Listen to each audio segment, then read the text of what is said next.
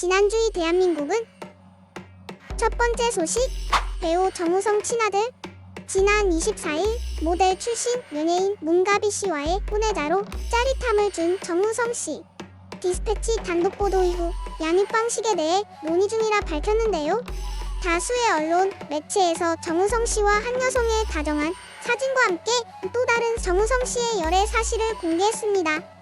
한 변호사는 유튜브를 통해 혼외자 발생 시 결혼하거나 아니면 양육비만 보내주는 방식이 있다며 결혼 시 이미지를 챙기지만 결혼을 하지 않을 경우 욕을 먹는다고 주장하며 이른바 도축론으로도 불리는 가성비의 5년 약속에 10년이라는 법칙이 있다고도 말했습니다.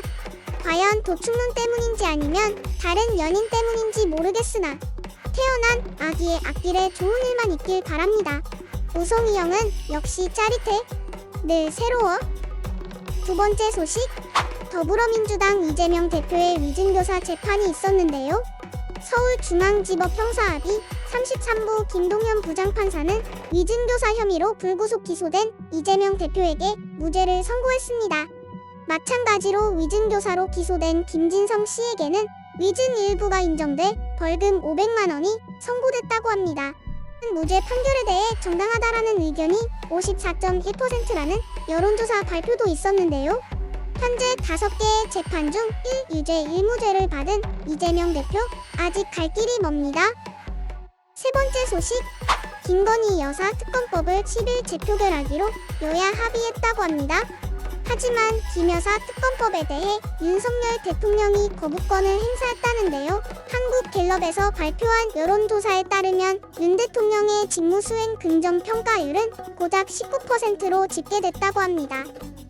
네 번째 소식, 공천 개입, 불법 여론조사 의혹 등 현재 구속 수사를 받고 있는 명태균 씨. 명태균 씨는 구속 수사가 부당하다며 구속 적부심 청구를 했다고 하는데요. 하지만 창원지법 형사 3부는 그런 명 씨의 구속적 부심 청구를 기각하며 피의자 신문 결과와 기록에 의하면 구속적 부심 청구는 이유가 없다고 인정된다고 했습니다. 다섯 번째 소식, 윤석열 대통령을 향한 특검 수용 정권 퇴진 등 부정적 입장의 주말 시위가 벌써 5주째 이어지고 있다고 합니다. 천주교 사제 1466명 또한 어째서 사람이 이 모양인가라는 제목으로 시국선언 대열에 합류한 가운데 대학 교수 4,300명, 민주노총, 청소년들까지 남녀노소를 가리지 않고 목소리를 높이고 있습니다. 여섯 번째 소식, 대통령 비서실, 검찰 특활비 등 총 2조 4천억을 감액한 예산안을 두고 이재명 대표와 윤석열 대통령이 팽팽히 맞서고 있는데요.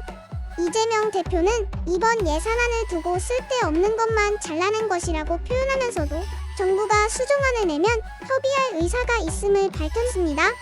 이에 대해 대통령실은 감액안 철회가 먼저라며 팽팽하게 맞서고 있습니다.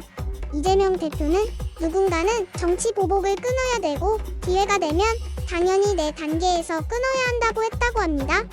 과연 어떻게 끝이 나게 될까요? 바른 민주주의를 위한 청년들을 응원하신다면 구독과 좋아요, 댓글 남겨주세요.